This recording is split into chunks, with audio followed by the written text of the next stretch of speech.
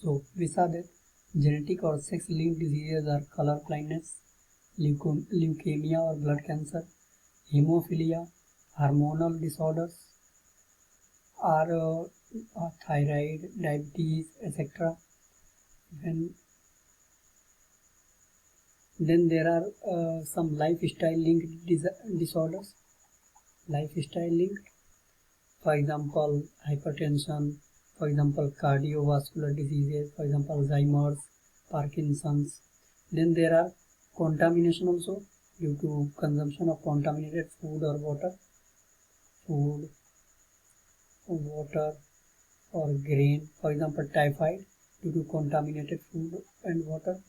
For example, letharism due to contaminated pulse, that is dal, and ergotism due to contaminated grain. Then there are other diseases, for example, Tay-Sachs disease, cystic fibrosis, pellagra, xerophthalmia. Then there are deficiency diseases due to deficiency of some nutrient or micronutrient. For example, due to deficiency of A, night blindness, deficiency of B1, beriberi, deficiency of C vitamin, scurvy, deficiency of D, that is ricketts, and deficiency of K leads to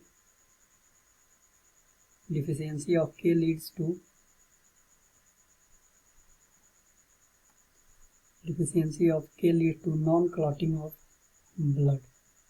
So these are the deficiency diseases. The next question is, why displayed resistance of malaria parasite to drugs like chloroquine? For example, we find that I told you in the last question that hydroxychloroquine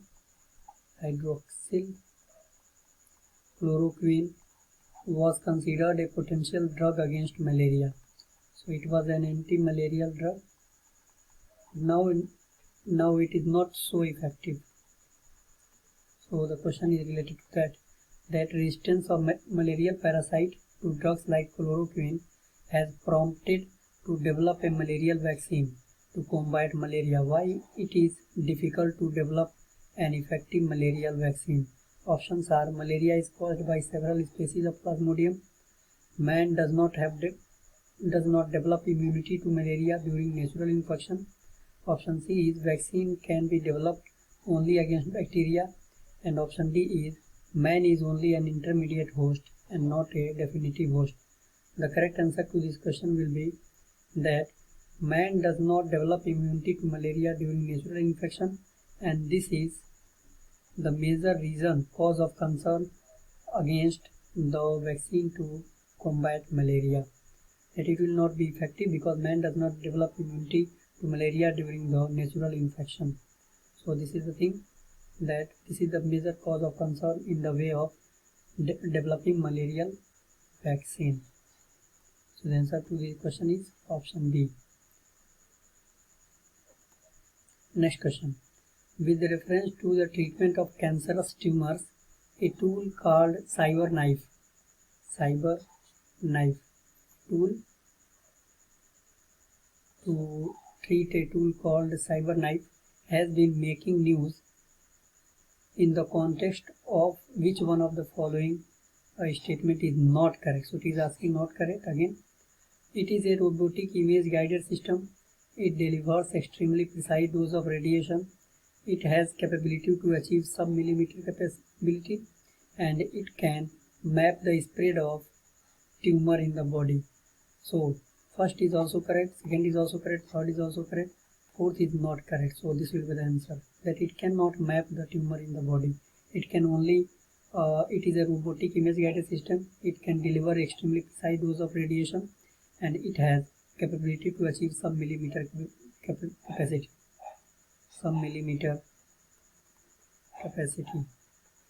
And it is used in radiation therapy or radial therapy to treat cancer.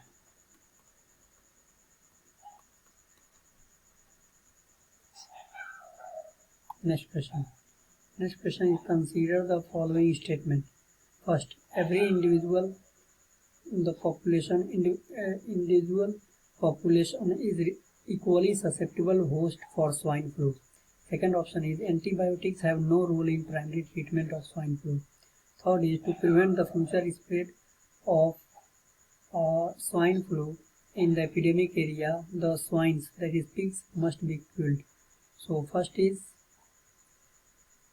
correct, second is also correct, and third is also correct. So all the above statements are correct. That every individual of the population is equally susceptible host for swine flu. This is also correct. Antibiotics have no role in primary treatment of swine flu. This is also correct, because swine flu is a viral disease and no antibiotic functions can do anything with respect to viral disease. So to fight against viruses, only our immune system can fight against viruses. No antibiotic or no external drug can fight viruses. So to fight parasites or viruses, only vaccines are needed. Vaccines are needed, not antibiotics. Now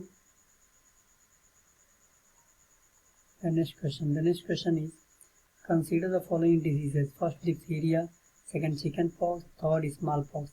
Which of the above diseases have been eradicated in India? So as I told you in the last question, that smallpox has been eradicated. It was eradicated in 1990s itself. So this is the correct answer. Now, the stones formed in the human kidney mainly consist of, first option, calcium oxalate, sodium acetate, magnesium sulfate, and calcium. The correct answer to this question will be calcium oxalate. That stones formed in human kidney mainly comprises of calcium oxalate. Letharism is caused due to excessive consumption of, as I told you, that letharism is due to excessive consumption and due to poisoning of consuming kesari dal. Then there is ergotism is caused due to the consumption of. The correct answer is contaminated grain. These are self-explanatory questions, factual questions, so no need to worry about this. Which one of the following professionals are or were likely to run on the risk of a permanent change in their cell's DNA? Options are, first option is researchers using carbon-14 isotopes, next X-ray technicians, third coal miners, and fourth dyers and painters. So the correct answer to this question will be option 1, 2 and 4th. 2 and 4th. So these people are susceptible to permanent change in their DNA. Next question. People drinking water from a shallow hand pump are likely to suffer from all of the following except option A, cholera, B, typhoid, C, jaundice, and D, fluorosis. So as I told you, fluorosis is a natural hazard. It is caused due to fluoride. Fluoride toxicity. Otherwise, typhoid, cholera, and jaundice, all these are waterborne diseases, so they may be caused due to drinking water from shallow hand pump. While fluoride is a toxic substance, that is an industrial substance, it can only happen due to the pollution, industrial pollution.